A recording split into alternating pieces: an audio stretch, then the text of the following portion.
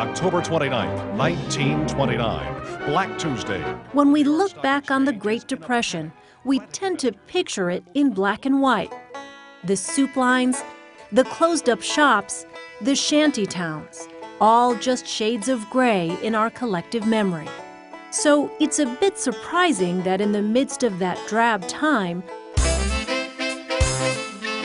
a rainbow of color flooded into homes across the country. When an iconic piece of Americana, Fiesta dinnerware, was born. You were trying to appeal to whom exactly? Mrs. Susie Homemaker, the mass market, if you would.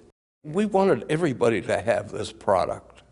Joseph Wells III is president and CEO of the Homer Laughlin China Company, a pottery business his family has owned since 1897. It was his grandfather, William Wells, who in 1936 thought America's spirits needed a boost.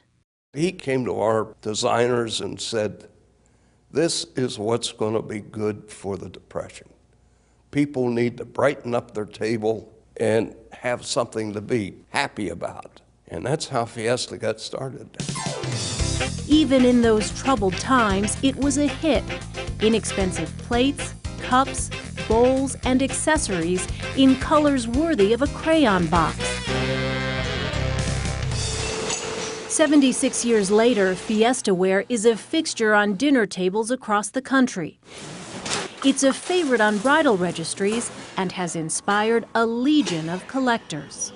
My kids love it. All the colors are fun and festive. My aunt had some, and I just fell in love with hers. I like that it's American made.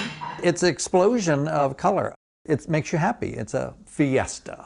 Cups and saucers. Few collectors are as passionate as Richard Mayberry of Southport, Connecticut. I call this the Great Wall of China. He started collecting in the early 90s after his mother's death, when he came upon this plate in an antique shop. I looked at it and I said, oh my gosh, my mother had this when I was a kid. So this is the plate that started the whole thing. And now I have 16 times more than she ever had, so she's laughing, I'm sure. It's amazing.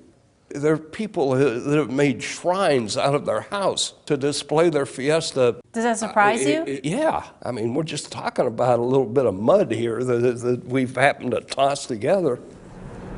But at this sprawling factory on the banks of the Ohio River in Newell, West Virginia, that mud is transformed into something beautiful in much the same way it was back in 1936, by hand.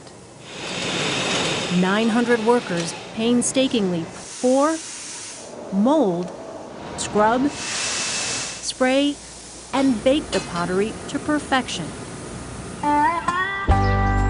In what used to be the pottery capital of America, Homer Laughlin is the last big company standing, as countless others have fallen to cheap foreign imports.